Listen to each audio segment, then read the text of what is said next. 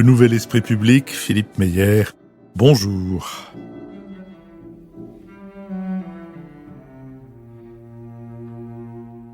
Bonjour, merci de nous avoir rejoints pour ce Nouvel Esprit Public au cours duquel nous allons tenter d'éclairer certains aspects de l'actualité. Nous le ferons avec Nicolas Bavrez, essayiste et avocat, avec Akram Belkaïd, journaliste au Monde diplomatique, et Nicole Niesotto, vice-présidente de l'Institut Jacques Delors. Nous l'aurions fait aussi avec Michaela Wiegel si elle ne s'était pas réveillée avec le Covid.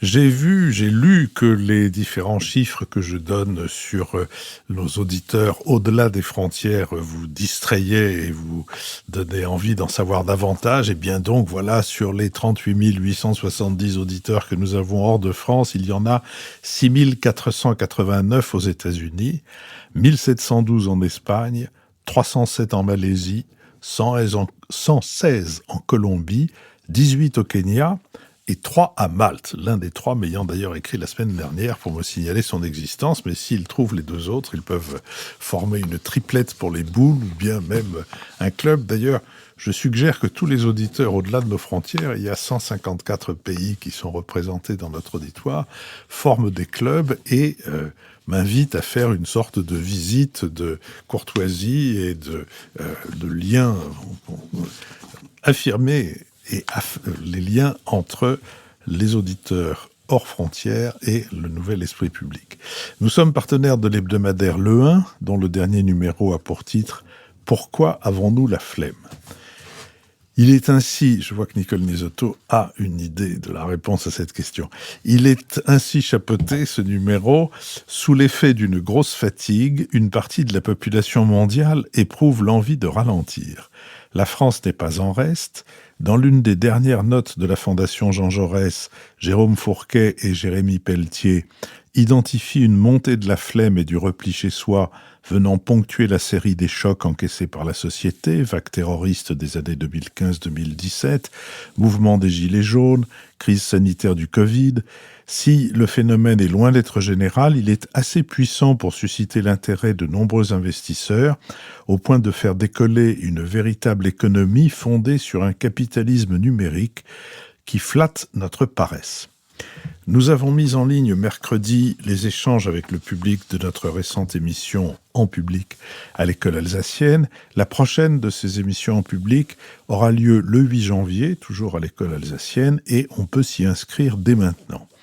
Nous mettrons en ligne mercredi prochain le premier épisode d'une conversation avec Pascal Vandenberg, qui, parti dans la vie professionnelle avec un CAP d'ouvrier ajusteur, est devenu commis de librairie, puis libraire, puis directeur de librairie Fnac, du temps où il y avait à la Fnac des librairies dignes de ce nom, avant de passer à l'édition, notamment avec les éditions de la Découverte, puis de revenir à la librairie et d'être aujourd'hui en Suisse le président du fameux réseau de librairies Payot.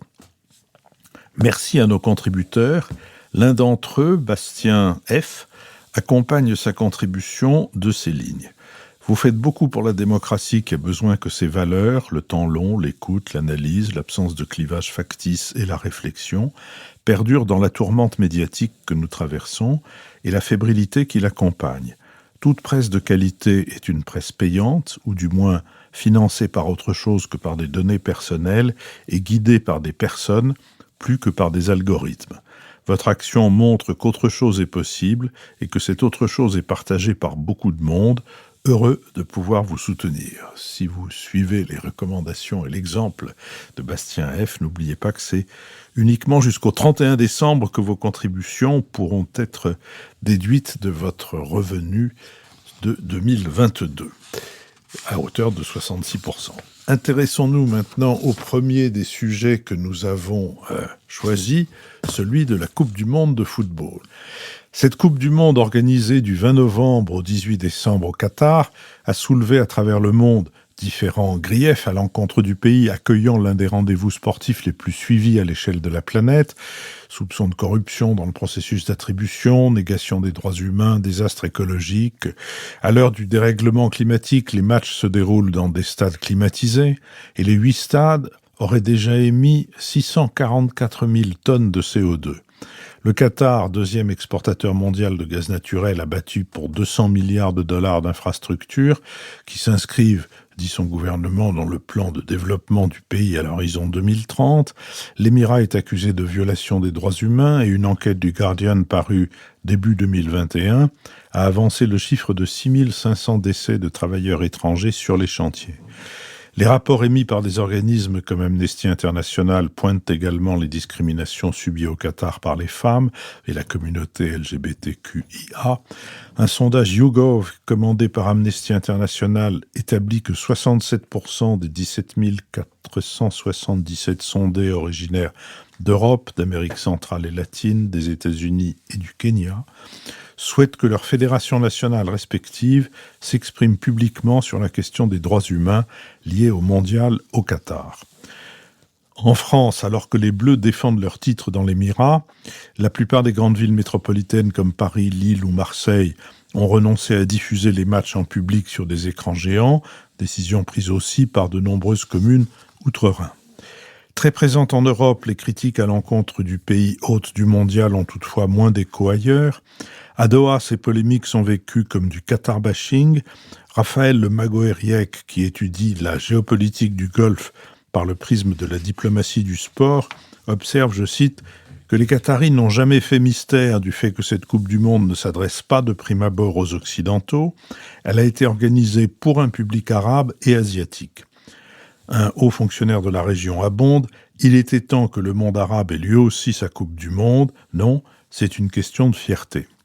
Pour rendre compte de l'événement, les conditions d'accréditation des médias interdisent aux télévisions étrangères d'interviewer les gens chez eux ou de filmer les logements, comme ceux qui hébergent les travailleurs migrants. Les équipes sont uniquement autorisées à filmer l'espace public dans 3 lieux de Doha, la Corniche, le front de mer et le quartier cossu de West Bay. Sur ce sujet, Akram Belkaïd. Oui, il y a 12 ans exactement, pratiquement, en décembre 2010, le Qatar se voyait attribuer l'organisation de la Coupe du Monde et c'était immédiatement un flot de critiques pour les raisons que vous venez d'invoquer, à savoir le fait de la condition des travailleurs qui viennent du sous-continent indien, la discrimination à l'égard des femmes, et puis cette folie, entre parenthèses, entre guillemets, qui consiste à organiser une compétition sportive dans un pays où la température moyenne en été, puisque c'est la période traditionnelle où s'organise la Coupe du Monde, dépasse allègrement les 40 degrés, pour ne pas dire les 50 degrés. Alors depuis, le Qatar a tenu bon, a réussi à maintenir sa candidature, à construire ses stades, à faire mine de réformer certaines dispositions quant aux droits des étrangers, notamment la fameuse kafala, qui est une espèce de parrainage de sponsoring qui impose à n'importe quel travailleur étranger, qu'il soit pakistanais, indien ou français ou anglais, de dépendre d'un sponsor local. Donc, contrairement à un nombre de monarchies de la région, le Qatar a abrogé cette kafala, mais les pratiques demeurent. Pour les autorités qatariennes, le défi n'est pas tant de réussir, d'avoir une réussite sportive de la compétition. On l'a bien vu, puisque l'équipe du Qatar, faible de niveau, a très vite été éliminée. Elle n'a pas passé le premier tour. Mais il s'agit bel et bien d'une majeure opération de soft power à destination de la planète entière. Et donc là, les résultats sont effectivement mitigés. Si l'on s'en tient à l'Europe, les critiques, les mises en cause, les déclarations des uns et des autres, on voit bien que le Qatar n'a pas réussi cette opération de séduction. Bien au contraire, on pourrait même dire qu'il s'est attiré plus d'ennuis qu'il n'en avait avant. Maintenant, si on regarde le reste de la planète, c'est-à-dire d'autres continents, et notamment le continent africain, le continent asiatique et même l'Amérique du Sud, là, le jugement est totalement différent. C'est-à-dire que tous ces discours qu'on a entendus, moralisateurs, imprécateurs à l'égard du Qatar en Europe, on ne les retrouve pas dans le continent africain, en Asie, où les niveaux, où les records d'audience en termes de télé, vous évoquiez tout à l'heure des auditeurs en Malaisie, en Malaisie, en Inde, en Chine, les audiences sont au rendez-vous, les gens ne sont pas du tout, permis imperméable aux critiques qui ont pu être émises ici et là en Europe, ou parfois, même s'ils le sont, ils ont posé la question du deux poids deux mesures, rappelant que, par exemple, on a eu une Coupe du Monde en 2018 dans un pays qui lui aussi, la Russie, qui lui aussi ne respecte pas les droits humains, les droits des minorités sexuelles, et qu'à l'époque, les critiques avaient été bien moins importantes que ce à quoi on assiste aujourd'hui. En tout état de cause, ce qui est intéressant aussi, vous le citiez en faisant votre introduction, c'est aussi un moment qui restera, à mon avis, assez important dans une espèce de prise de conscience de l'importance des pays du Golfe, en tout cas du Qatar, dans le monde arabe. C'est-à-dire que pendant très longtemps, ce sont des pays comme l'Égypte, la Syrie, l'Irak qui assuraient un certain type de leadership, à la fois politique, économique, avec l'organisation de cette Coupe du Monde, qui donne d'ailleurs envie à l'Arabie Saoudite d'en faire autant pour 2030, on se rend compte que le centre de gravité de ce monde arabe s'est déplacé, en tout cas du moins en termes d'influence et, je dirais, entre guillemets, de rayonnement. Et ça, c'est une tendance géopolitique assez importante qui montre bien qu'aujourd'hui, dans cet ensemble qui comporte grosso modo 22 pays, les acteurs de poids ne sont plus les mêmes qu'il y a encore 10-20 ans. Nicole Liezotto. Oui, moi je voudrais commencer par citer 2 chiffres. Le premier, c'est le nombre de spectateurs attendus, 3,5 milliards de téléspectateurs, ce qui est la moitié de la population mondiale. Et je crois qu'à part le Covid, rien récemment n'a réuni autant d'humanité dans une espèce de communion culturelle. Et deuxième chiffre, le coût de l'événement, puisque depuis 10 ans, vous l'avez dit Philippe, le Qatar a dépensé 220 milliards de dollars pour préparer cette Coupe du Monde. C'est la Coupe du Monde la plus chère de toute l'histoire de l'humanité. Je fais un petit parallèle, le 220 milliards de dollars, c'est le PIB de la Nouvelle-Zélande. C'est également, quand on compare au budget du PNUD, le programme des Nations Unies pour le développement, le budget du PNUD entre 2018 et 2021, le budget d'intervention du PNUD, c'est 19 milliards de dollars pour le pays en développement. Donc on voit, ces 2 chiffres montrent à la fois l'importance démographique, donc civilisationnelle d'une certaine façon, et l'importance économique de cet événement. Alors on peut l'analyser de 3 façons.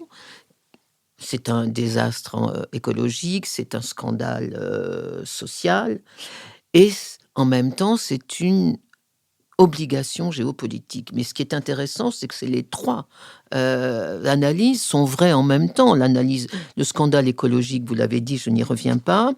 Le scandale social également.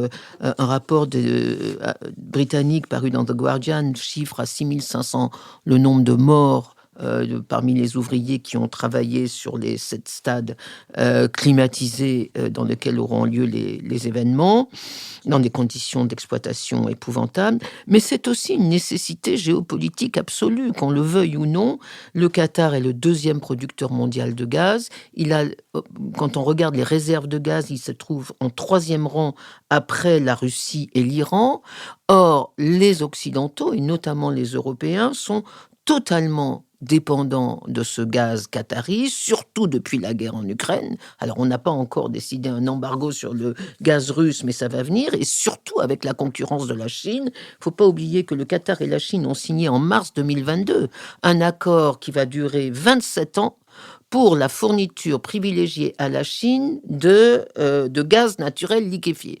Et donc, si on regarde la contrainte géopolitique, le Qatar, comme l'Arabie Saoudite, et Akram l'a dit, l'Arabie Saoudite va aussi avoir les Jeux d'hiver ou les Jeux d'Asie, peuvent finalement avoir ce qu'ils veulent dans la planète sportive. Et du coup, les Occidentaux, les Européens, sont condamnés à l'hypocrisie.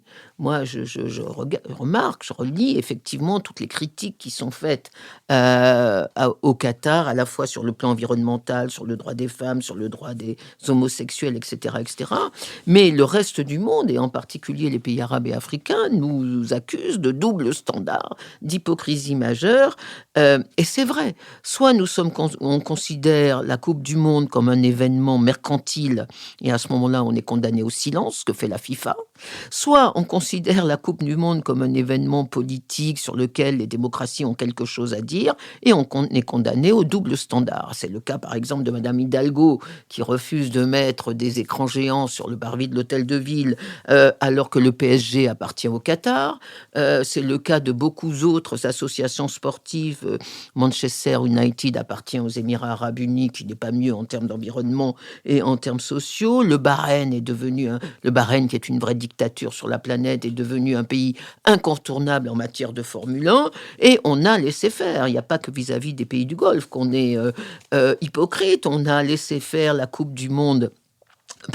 Les Jeux Olympiques d'hiver en Chine en 2022, alors qu'on ne peut pas dire que la Chine soit une grande démocratie, et on avait accepté les Jeux Olympiques à Moscou en 2018, après l'annexion de la Crimée par Moscou. Donc je crois que du point de vue des Européens et des gouvernements en tout cas, je trouve qu'une certaine prudence dans la critique devrait plutôt être de mise. Il n'empêche qu'au niveau citoyen, là, le débat existe, et le débat européen effectivement a existé entre boycotter ou pas le fait de regarder les matchs. Alors, on le voit par exemple, dans beaucoup de pays européens, le nombre de téléspectateurs a chuté de 25%. Le nombre de téléspectateurs mondiaux augmente, donc là, le nombre global ne diminue pas, mais le nombre de téléspectateurs européens, en particulier en Allemagne et dans les pays nordiques, a chuté de 25%, avec un argument qui est de dire, moins on regarde les matchs, plus c'est un échec pour le Qatar, donc plus le pays se sent mis au banc des nations et doit être obligé de se réformer. L'autre argument inverse de ceux qui ne veulent pas boycotter cette Coupe du Monde, c'est de dire, au contraire, plus on met plus on braque les phares sur le Qatar, plus on va pouvoir dénoncer les abominations de la gouvernance dans ce pays, et plus on va l'amener à se réformer, ce qui est un peu vrai, puisque comme vous l'avez dit, ils ont supprimé la kafala, ils ont accepté que les homosexuels fassent partie du public s'ils ne sont pas trop démonstratifs dans leur enthousiasme. Et on voit aussi l'importance de cette publicité faite au match de foot. On l'a vu en Chine. Une des raisons pour lesquelles les jeunes Chinois se sont mobilisés contre le zéro Covid en Chine, c'est pas simplement parce qu'ils en ont assez, ce qu'on peut comprendre, mais parce qu'ils regardent les matchs de foot à la télé et qu'ils ont vu que dans les gradins, personne n'avait de masque, que le public n'était pas masqué. Du coup, ils ont pris conscience, contrairement à ce que leur disaient tous les spécialistes de Chine racontent cette histoire, que effectivement, regarder la Coupe du Monde, ça peut avoir des effets politiques inattendus. Donc, le débat, il est logique, il est légitime au niveau de citoyens. Moi, je ne vais pas le conclure, mais effectivement, pour le Qatar, il y a un enjeu très profond d'échec ou de succès dans l'organisation de cette coupe. Nicolas Bavrez.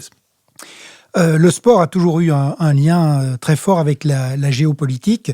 C'est vrai pour la partie compétition. On se souvient des affrontements entre États-Unis et Union soviétique par équipe interposée aux Jeux Olympiques notamment. On se souvient évidemment de la tragédie des Jeux Olympiques de Munich. On se souvient des Jeux de 1936. Et c'est vrai aussi donc pour l'organisation.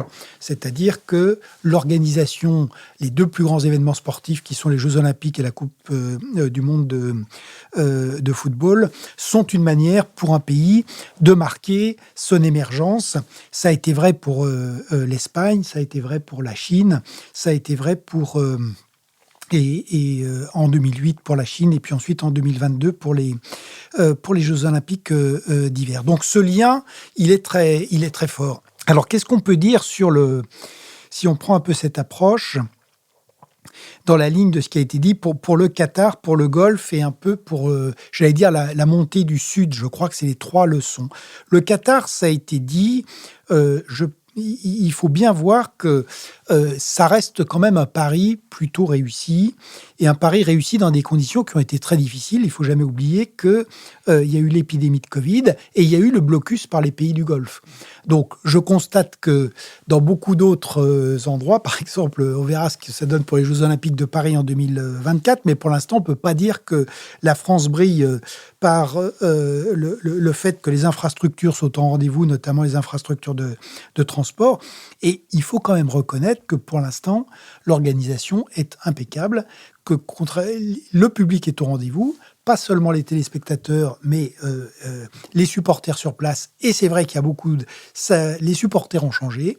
On a beaucoup d'Africains, on a beaucoup d'Asiatiques et on a beaucoup de Sud-Américains. Et pour l'instant, ça se passe plutôt bien. Sur les critiques, elles ont été rappelées, corruption, problèmes sociaux, violation des droits humains. Et là-dessus, c'est vrai que les critiques, c'est plutôt l'Europe qui est isolée. Il faut bien le reconnaître, ce qui ne veut pas dire qu'elle ait tort, d'ailleurs, dans les reproches qu'elle adresse au Qatar. Mais l'Europe est plutôt isolée. Et l'accusation de double standard a quand même des fondements, parce qu'on a parlé de la Russie en 2018, on pourrait aussi parler de l'Argentine en 1978, ou en Argentine en 1978. Très franchement, je pense que les violations des droits humains étaient au moins équivalentes à ce qui se passe au Qatar. Sur la corruption de la FIFA ou du CIO, on n'a pas attendu les Qataris, malheureusement, pour avoir des phénomènes de corruption à vaste échelle dans le sport. Donc, ce pari, je pense qu'il est plutôt réussi. La deuxième chose, c'est que les critiques sont justes, mais il faut reconnaître que le Qatar bouge, mais il bouge plutôt à son rythme. Et la troisième chose sur laquelle je voudrais insister, c'est que derrière, il y a quand même une stratégie de ce tout petit État, qui est une stratégie très intelligente et qui fonctionne. Donc l'idée c'est un pays qui fait 11 600 km², dont la plupart des gens en avaient peu entendu parler, dans le désert, avec, on l'a vu, un environnement qui est quand même extrêmement compliqué et potentiellement dangereux entre l'Iran et l'Arabie saoudite. Et la stratégie d'affirmer l'indépendance, mais aussi de projeter ce pays dans la mondialisation par le sport, est un pari qui, pour l'instant, fonctionne plutôt et qui est intéressant. Et derrière, on a, au plan économique, la montée de cette économie du sport. Donc moi, je trouve que ça mérite quand même d'être souligné, que la stratégie de cette dynastie est une stratégie qui, pour l'instant, est plutôt gagnante. Le deuxième point, c'est évidemment la montée du Golfe. Cette année, donc en 2023 qui va s'ouvrir, tous les grands pôles de l'économie mondiale seront en récession ou quasiment. Les États-Unis, c'est une récession plutôt technique. L'Europe, ça va être une récession plutôt profonde et malheureusement durable. La Chine, Xi Jinping a réussi à faire passer la croissance de 9,5% en moyenne à entre 0 et 2%. Et là aussi, c'est durable. Et le Golfe, évidemment, avec l'explosion du prix des hydrocarbures, le Golfe va être pratiquement la seule région du monde qui va être en croissance soutenue dans les années qui viennent. Et derrière, il y a quand même une vraie modification du modèle économique. Jusqu'à présent, il était fondé sur la rente. Ce qui est intéressant, c'est que l'opération Qatari, pour ça, est quand même révélatrice, c'est que maintenant, l'argent des hydrocarbures est plutôt réinvesti sur place. Et pas seulement dans l'immobilier, qui était l'autre forme d'économie de rente. Et la troisième leçon, elle est géopolitique et stratégique, puisque c'est intéressant de voir qu'en même temps que se déroule ce mondial, on a la visite de Xi Jinping en Arabie Saoudite, c'est que ces pays du Golfe, maintenant, se sont émancipés. Les États-Unis se sont retirés, et j'allais dire, dans le Golfe comme en Inde, on pratique le multi-alignement, Et on n'hésite pas, ce qu'on a vu avec l'Arabie Saoudite, qui a refusé, non seulement a refusé les demandes de Joe Biden de produire plus, mais qui a affirmé que son objectif, c'était d'avoir un pétrole rare et cher, ce qui a suscité la fureur de l'administration américaine. Mais donc, ces pays du Golfe, aujourd'hui, sont des vrais acteurs et qui sont émancipés de leur tuteur habituel. Alors, il reste un tas de problèmes pour le Golfe, mais je trouve que ça mérite d'être souligné. Et là encore, les critiques sont fondées, mais je crois que il faut faire attention aux visions très manichéennes, c'est-à-dire que ces pays bougent. En Arabie Saoudite, aujourd'hui, on a plus du tiers des femmes qui travaillent. Et on partait évidemment de très loin, mais la dynamique quand même mérite d'être soulignée. Et le dernier point, c'est ce changement du Sud dont je crois qu'en France et en Europe, il est terriblement sous-estimé. On va voir ce que ça donne sur la compétition. Ce qui est quand même intéressant, c'est qu'on a si on regarde ce qui se passe pour l'instant sur le terrain, on a quand même beaucoup d'équipes majeures européennes qui sont d'ores et déjà éliminées. Allemagne, Espagne ou Belgique. On a eu des pays d'Asie plus nombreux que d'habitude qui ont passé les phases de poule. On a le Maroc qui est toujours en lice et qui représente à la fois le monde arabe et l'Afrique. Et puis on a l'Amérique latine qui est aussi très représentée. Donc, évidemment, la Chine et l'Inde sont absentes de la compétition, donc ça, ce sont deux géants majeurs. Mais je trouve là encore que cette compétition peut être intéressante, vue de ce point de vue, comme une des manifestations de la montée du Sud, d'un Sud global, et qui est aujourd'hui effectivement de plus en plus émancipé de l'Occident et de ses critiques, qu'elles soient, j'allais dire, fondées ou non. Akram Belkaïn. Oui, il va être très intéressant dans les années à venir de voir justement quel aura été l'impact de cette Coupe du Monde sur le Qatar et sur la société qatari.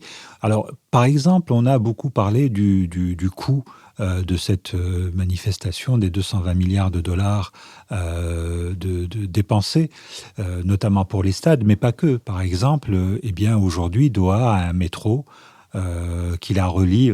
Vous l'avez dit, le Qatar, c'est tout petit, ça équivaut à un département français, je crois que c'est l'équivalent de la Corse, et encore. Et on voit que... Ne dites pas que la Corse, c'est petit, on va avoir des retours de bâton ferré.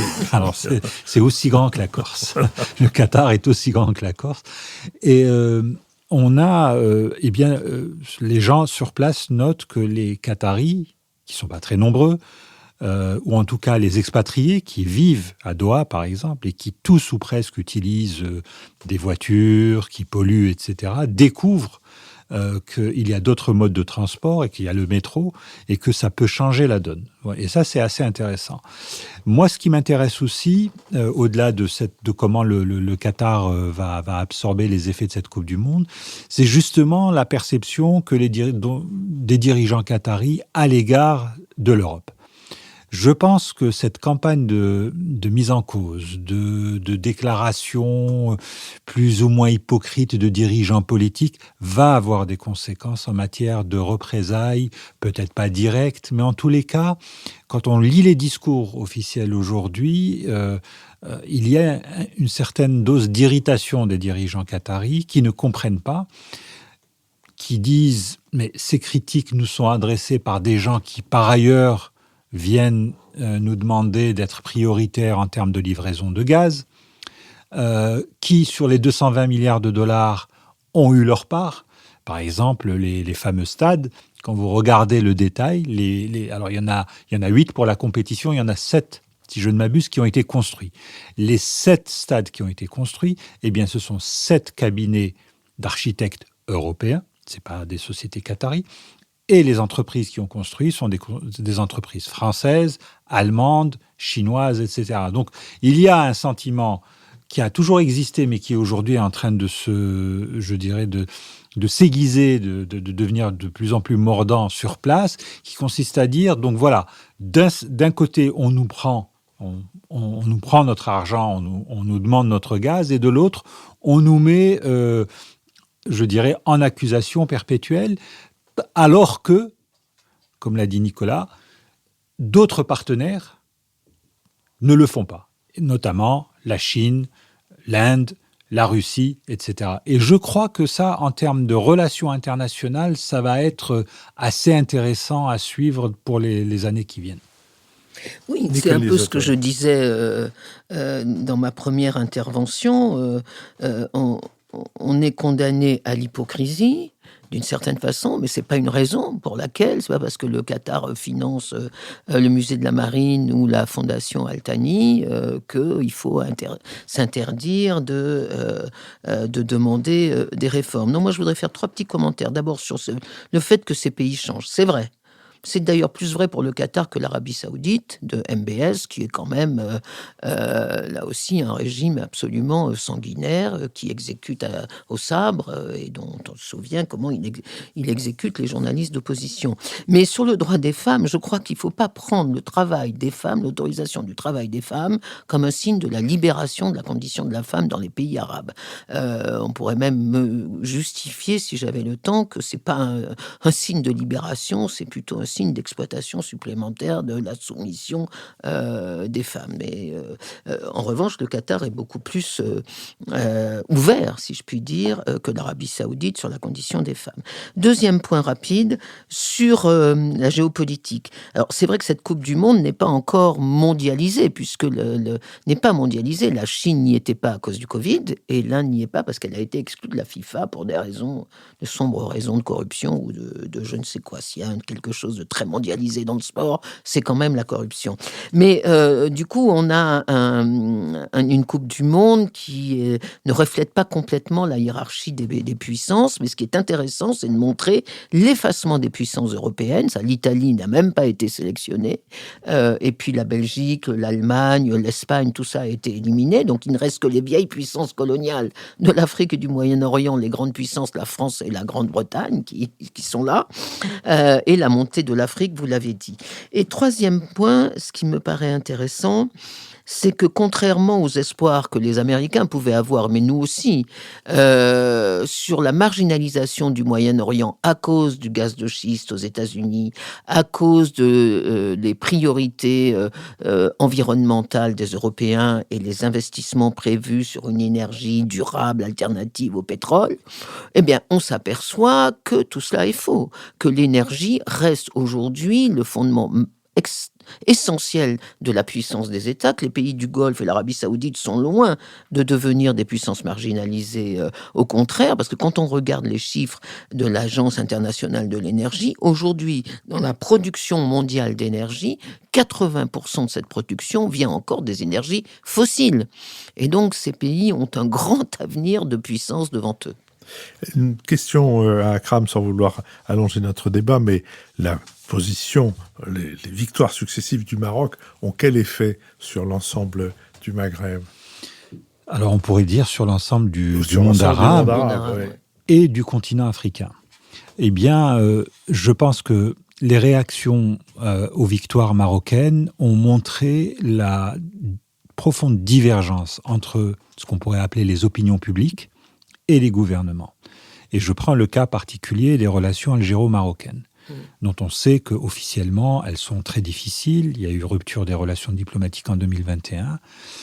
Il y a des discours très critiques de part et d'autre. Et dans la réalité, qu'est-ce que vous voyez ? Vous voyez qu'à la frontière, à Oued Kiss, qui est la frontière naturelle entre l'Algérie et le Maroc, vous avez des foules de jeunes Algériens qui se rassemblent pour chanter les louanges de l'équipe marocaine et féliciter leurs homologues.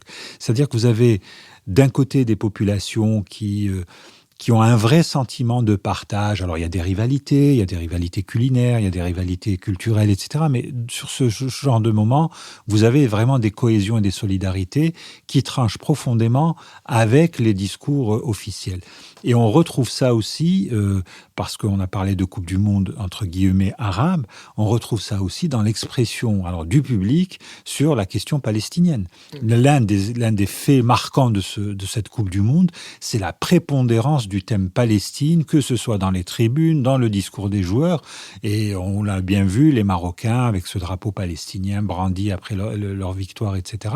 Et ça, c'est quelque chose qui traverse, c'est un arc qui traverse tout le monde arabe et qui montre que finalement, même si elle a eu beaucoup de ratés, l'idée panarabe n'est pas totalement enterrée. C'est-à-dire que les gens ont une conscience de communauté de destin que les dirigeants ont eu tendance ces dernières décennies à mettre de côté pour des intérêts strictement nationaux. Je vous remercie. Je vous propose que nous passions à notre deuxième sujet, celui de la stratégie énergétique de la France.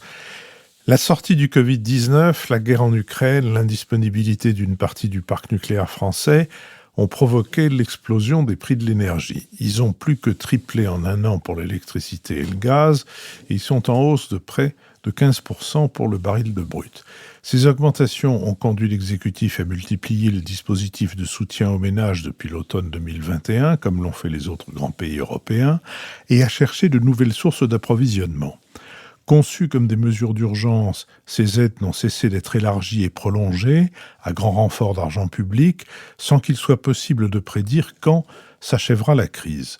Gel du prix du gaz, bouclier tarifaire pour contenir le prix de l'électricité, ristourne à la pompe pour les automobilistes, chèque énergie, indemnité inflation, aides diverses pour les entreprises.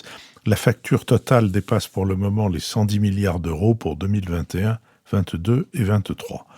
À la mi-novembre, le gestionnaire du réseau électrique RTE a alerté sur un risque élevé de tension en janvier 2023, tension due à la maintenance prolongée de réacteurs nucléaires. Le gouvernement a alors dévoilé les premières lignes de son plan pour éviter un blackout. Matignon a enjoint au préfet d'anticiper et de préparer la population, les entreprises et les administrations à ces coupures afin d'en limiter les inconvénients. 60% de la population pourrait être concernée, mais aucun site critique ni client prioritaire. Les sites essentiels à la continuité de la vie de la nation, hôpitaux, casernes de pompiers, gendarmerie, commissariats, prisons, bases militaires, ne seront pas privés d'électricité. Les quelques 4000 personnes à haut risque vital seront recensées pour assurer leur suivi médical. Dans tous les cas, les coupures auraient lieu au moment des pics de consommation entre 8h et 13h et entre 18h et 20h. Les écoles délestées n'ouvriront pas en matinée. Trains et métros pourront être supprimés pour éviter le blocage en pleine voie. Pour les urgences, il sera recommandé de privilégier le 112. Une cartographie complexe des zones blanches où les antennes téléphoniques relais seraient coupées est en cours de réalisation. On n'est pas dans un film catastrophe, a voulu rassurer Olivier Véran, en ajoutant toutefois que les feux de signalisation s'arrêteront de fonctionner par endroits et qu'il n'est pas impossible qu'on ne puisse pas retirer du cash. Le 3 décembre, le président français a invité les Français à ne pas paniquer face aux menaces de coupure.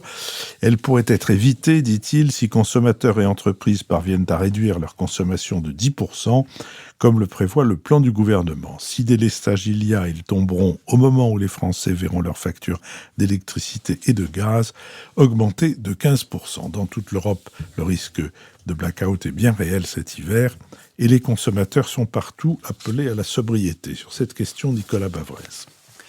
Bien, nous nous trouvons confrontés à la crise énergétique la plus rude depuis les chocs pétroliers des années 70. C'est d'ailleurs ces chocs pétroliers qui avaient conduit la France à se doter de pratiquement la première d'un programme nucléaire civil afin d'assurer sa souveraineté en matière de production d'électricité. Or, ce que nous vivons aujourd'hui, c'est vraiment une débâcle électrique, l'effondrement de la production du système électrique français. Les pics sont attendus à 76 gigawatts au début de 2023. Et en face, pour l'instant, on a une production de 50 gigawatts avec 36 réacteurs nucléaires sur 56 en état de marche, une capacité d'effacement de 3 gigawatts, des importations de 15 gigawatts. Donc on voit qu'on a un écart et cet écart explique le risque de blackout et d'où la préparation de délestage. Pour montrer la vitesse de la dégradation, on peut rappeler qu'en 2014-2015, il n'y avait aucun jour où la France importait de l'électricité. Depuis le 1er janvier 2022, on est à 250 jours d'importation d'électricité en France. Et les conséquences sont extrêmement dommageables. On a parlé de la redécouverte du caractère clé de l'énergie. Donc les conséquences, les délestages sur la population avec le caractère totalement erratique de la communication du gouvernement, mais en réalité, ça n'est pas le pire. Le pire, c'est que quand on se vante aujourd'hui d'une baisse de la consommation d'électricité de 10%, elle est en réalité limitée à 1% pour les ménages, mais elle atteint 15% pour les grands sites industriels. Donc on est en train de faire l'ajustement par l'effondrement de la production et de l'industrie, donc avec des conséquences sur la compétitivité et des conséquences évidentes sur la balance commerciale, puisque on va atteindre 6% du PIB de déficit commercial, 150 milliards d'euros, ce qui est extravagant. Et là-dessus, la balance énergétique pèse fortement. Et dans la balance énergétique, la balance électrique, alors que traditionnellement, c'était un poste positif. Tout ça pèse aussi évidemment sur les finances publiques. Et dernière aberration, c'est qu'on se retrouve avec un mix énergétique qui est recarboné, parce que comme on importe de l'Allemagne et un peu moins en Belgique, parce qu'il y a encore du nucléaire en Belgique, mais les importations allemandes, en 2023, le tiers de l'électricité allemande va être produit avec du charbon et de la lignite, ce qui est une monstruosité écologique, et c'est cette électricité qu'on se retrouve à importer. Alors, comment s'explique le désastre ? En réalité, la guerre d'Ukraine, c'est plus un révélateur que la cause.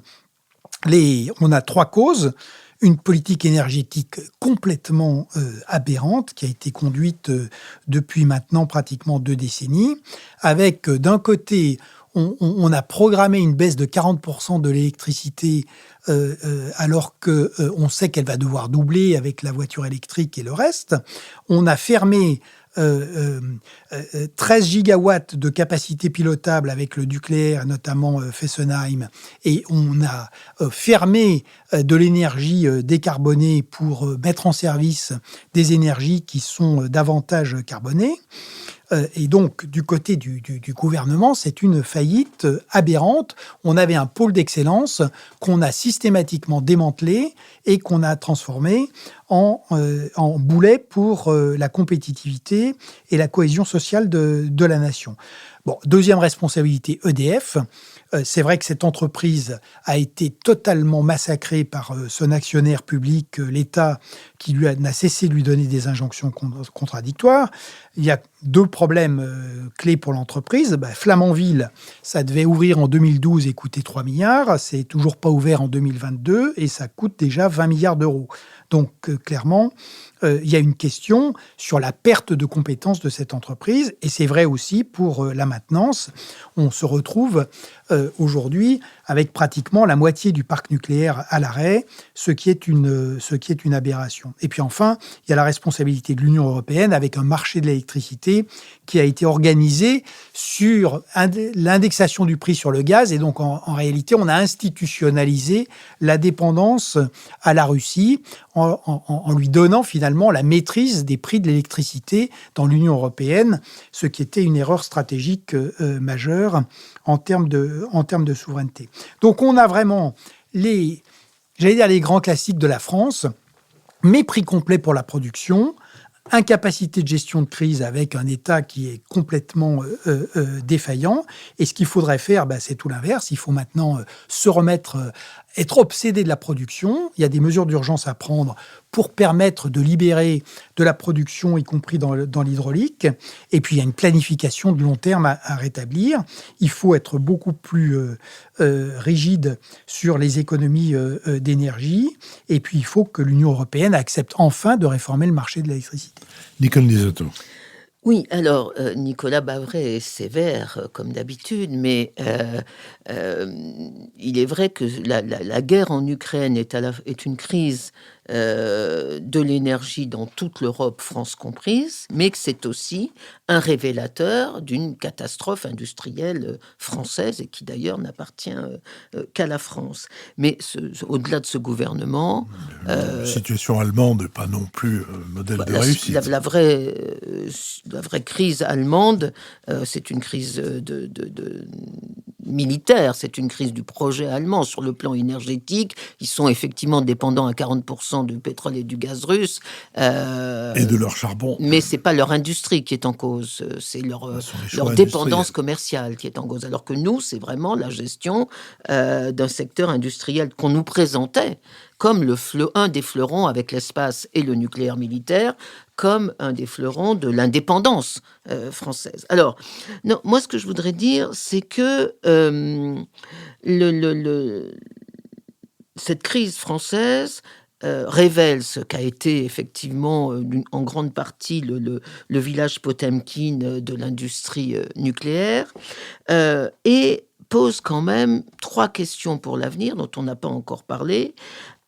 Premièrement, est-ce que cette crise de l'énergie va, pour la France, amener à une accélération ou au contraire à une pause dans les investissements pour une énergie durable, moins carbonée? Deuxièmement, est-ce qu'on va réouvrir le débat sur les gaz de schiste quand la France avait été la première à interdire.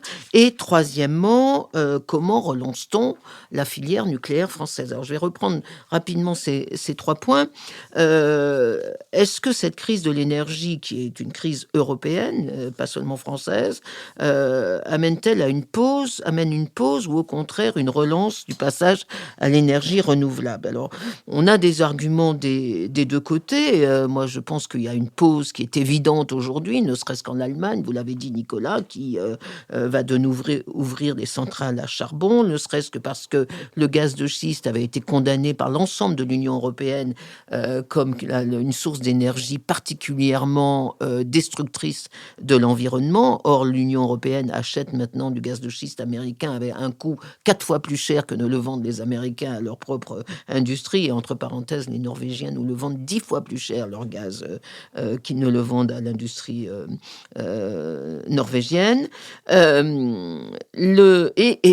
enfin, pause parce qu'on a un manque d'investissement. Aujourd'hui, on ne s'en rend pas compte, mais on est quand même dans une économie de guerre. Les dépenses militaires vont augmenter partout et il va bien falloir réduire des investissements ailleurs. D'ailleurs, on voit en France le projet d'éolien de mer qui avait été l'un des grands projets d'Emmanuel Macron, notamment à Belfort en février 2022, quand il a annoncé la grande stratégie de l'énergie en France. Eh bien, ce projet d'éolienne en mer a été abandonné au large de Belle-Île, faute d'investissement.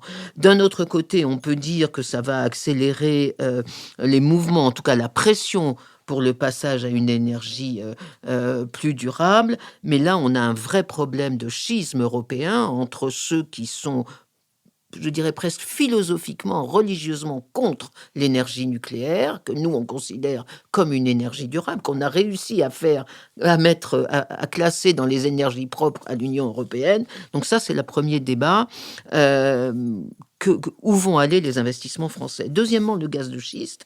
La France a été la première à interdire en 2011 la recherche et l'exploitation du gaz de schiste, même si elle n'a pas interdit l'importation de ce gaz liquéfié. Mais maintenant qu'on s'aperçoit à quel point on est en manque de gaz à cause de la guerre en Ukraine, est-ce qu'on va revenir sur cette recherche et exploitation du gaz de schiste?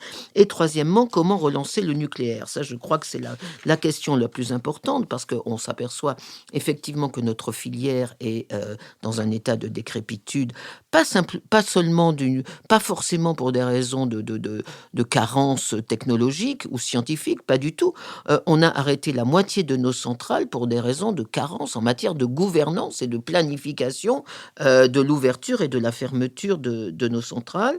On a un vrai problème aussi de manque de techniciens. Je crois que l'industrie nucléaire dit qu'il manque 600 000 techniciens supérieurs, c'est-à-dire en soudure, en chaudronnerie, en tuyauterie. 600 000 6 000. Oui. 6 000, qu'est-ce que j'ai dit? 600 000. Pardon, non, 6 000. On a un manque d'ingénieurs, c'est-à-dire on voit que c'est toute la filière de l'enseignement à la fois professionnel et de l'enseignement scientifique en France qui bloque pour la relance du nucléaire.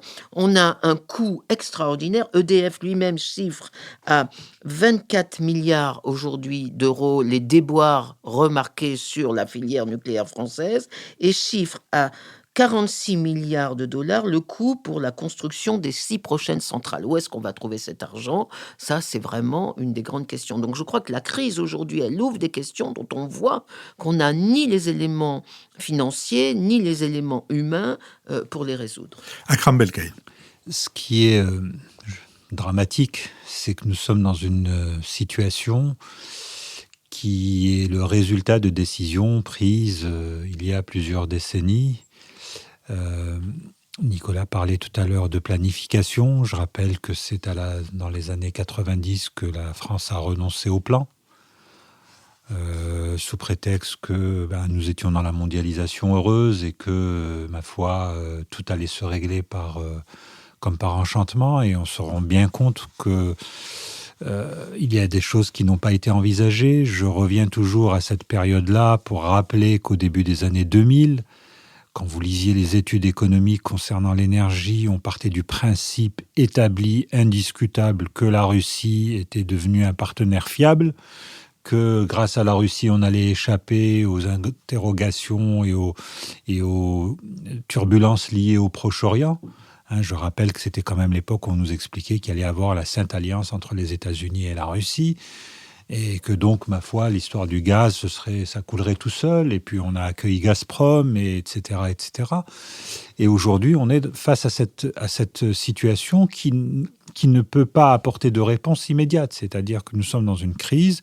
Et je suis assez d'accord pour dire que, ma foi, on est dans une situation de crise extrême. Il va falloir parer au plus pressé, mais il va falloir aussi réfléchir sérieusement à quels seront les choix stratégiques à faire pour les 20, 30, 40 prochaines années. En prenant en compte toutes les inconnus liés à la fois à nos relations avec la Russie, à nos relations avec les pays du Golfe, on en a parlé tout à l'heure, mais aussi avec la rive sud de la Méditerranée. Dans la série des responsables, je suis tout à fait d'accord pour dire que l'Union européenne a joué un rôle complètement, déraisonnable et presque irresponsable, à la fois sur les questions d'indexation de prix de l'électricité sur le gaz, mais aussi dans sa politique de voisinage à l'égard des pays du sud de la Méditerranée sur la question énergétique, en refusant des débats, structurels, en refusant des engagements à long terme. Or, qu'est-ce qui se passe aujourd'hui? Nous avons des pays producteurs de gaz, l'Algérie. Bon, la Libye, c'est autre chose, c'est une situation compliquée, mais on a de nouveaux entrants, on a l'Égypte, on a même Israël, demain le Liban. Tous ces pays-là étaient demandeurs, de politiques structurantes, d'accords, stratégiques à long terme, que l'Union européenne a refusé de manière, arrogante au début des années 2000-2010. Et aujourd'hui, on se retrouve à aller les uns après les autres supplier ces pays de nous garder une petite part de leur production de gaz naturel, voire de gaz de schiste, pour pouvoir parer au plus pressé. Et juste un dernier point, quand on regarde les chiffres, il y a beaucoup de chiffres qui circulent, moi ce qui m'étonne beaucoup, c'est le retard français en matière d'énergie renouvelable. Ça, je trouve pour moi, c'est quelque chose sur lequel c'est un pays immense. Et alors, vous parliez du parc d'éoliennes en haute mer. Je sais que les éoliennes, c'est un débat de crispation. C'est peut-être encore plus clivant que la superficie de la Corse, mais il y a quand même une inconnue française sur cette question-là. On est tout de même un pays qui a d'immenses potentialités en termes de renouvelables, et je n'arrive pas à comprendre pourquoi on a des chiffres aussi bas en comparaison de l'Espagne, de l'Italie ou même de l'Allemagne. Je vous remercie. Nous sommes arrivés à la dernière séquence de notre émission, celle des brèves, que je vais ouvrir en disant que nous vivons, après les élections présidentielles et législatives, avec un président hyperactif et solitaire, et avec une Assemblée nationale effervescente, quelquefois frénétique et toujours houleuse. Et il nous a semblé approprié de revenir dans une émission thématique sur la gouvernabilité de la France avec un historien, Michel Vinocq, dont une partie de l'œuvre a été regroupée dans la collection Quarto de Gallimard sous le titre, précisément, « Gouverner la France ». Michel Vinocq s'inspire d'un livre de Paul Venn qui promeut une histoire s'appuyant sur la comparaison. Il y théorise et il y explore le concept de grande crise politique. Ces crises sont identifiées dans l'histoire française récente, puis étudiées et enfin comparées. En mettant de cette manière en lumière les particularités et les tendances de fond des événements qui ont secoué le pays, Michel Vinocq parvient à tirer de grandes observations qui me paraissent éclairantes. Ce sont ces dénominateurs communs qui cherchent à tirer au clair dans son chapitre final, agrémenté de tableaux comparatifs, et Michel Vinocq sera donc l'invité de l'émission que vous entendrez, que vous écouterez, j'espère, dimanche prochain. Nicolas Bavresse. Je voulais recommander la lecture du livre de Philibert Hume qui s'appelle Roman fleuve aux Équateurs. C'est un livre extrêmement drôle, même désopilant, qui raconte la descente de la Seine de Paris jusqu'à Honfleur par 3 jeunes gens sur un canoë qu'ils appellent bateau. Et c'est effectivement très drôle. C'est une atmosphère un peu digne des copains de Jules Romain. Et dans cette période un peu sombre, je recommande la lecture de ce livre vraiment très drôle et très réussi. Comme on dit dans les pays anglo-saxons, je seconde la proposition de Nicolas. Le livre de Philibert Hume est un sourire et en même temps, il y a un petit quelque chose de Jérôme K. Jérôme, de 3 hommes dans un bateau. Nicole Niesotto. Oui, alors moi, mais j'ai deux petites brèves sur 2 grandes revues. La première, c'est la revue Politique étrangère qui consacre son dernier numéro au Balkan, un nouveau grand jeu. Et alors qu'on vient d'avoir cette semaine la réunion entre l'Union européenne et les pays des Balkans qui sont supposés rentrer dans l'Union européenne, donc qu'on le veuille ou non, c'est presque un fait. L'Union sera à 35 États. Je trouve que la revue pose vraiment des questions très intéressantes. Par exemple, l'échec total du modèle de la Bosnie-Herzégovine, du modèle de gouvernance de la Bosnie-Herzégovine inventé à Dayton en 96, qui repose sur un État fédéral avec 3 minorités, etc. Ça n'a amené aucune réconciliation et la Bosnie est vraiment un cas typique à partir duquel il faudrait repenser les conditions de la paix juste telles que l'entendent les Européens. Deuxième exemple, par exemple, un article sur la mainmise de la Chine sur certains pays des Balkans, et quand on sait que ces pays vont entrer dans l'Union européenne, on voit une stratégie à très long terme de la Chine. C'est très intéressant.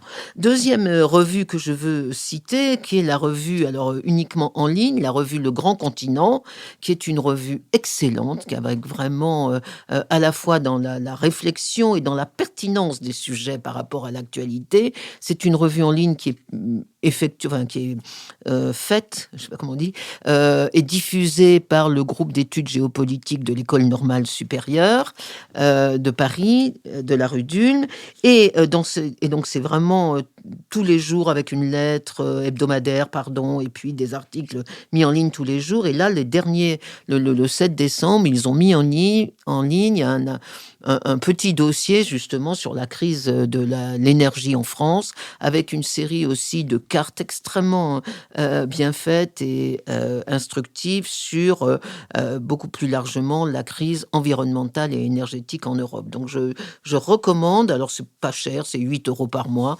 mais c'est quand même très très utile. Akram Belkaïd. Oui, 2 recommandations rapides. Pour rester dans le football, un ouvrage collectif par les journalistes de la revue Fakir. Donc c'est plusieurs contributeurs et le titre c'est Comment ils nous ont volé le football, et ça explique comment le foot est passé d'un sport populaire où il y avait de l'argent mais pas beaucoup à aujourd'hui une espèce de gouffre financier que personne ne contrôle, avec des clubs surendettés qui dans n'importe quelle rationalité économique auraient dû disparaître depuis très longtemps, mais qui continuent avec bien entendu la face cachée, la corruption, le dopage. Comme par hasard, on parle beaucoup du dopage dans le cyclisme mais jamais du football. C'est ce qui est intéressant parce que les intérêts en jeu sont assez énormes, et donc c'est un petit bouquin qui résume bien la situation. Et la deuxième recommandation, c'est une revue, la revue Moyen-Orient, qui consacre sa dernière livraison au Liban, qui est un État aujourd'hui, qui est dans une situation absolument effroyable. Alors, on dira que sans vouloir offenser nos amis libanais, on dira qu'on a l'habitude, mais là, la revue montre très bien à quel point, je dirais, qu'on est vraiment dans un point de bascule pour un État pour un pays qui en a vu d'autres, mais qui aujourd'hui est vraiment menacé dans l'ensemble de sa cohésion en termes d'État et de nation.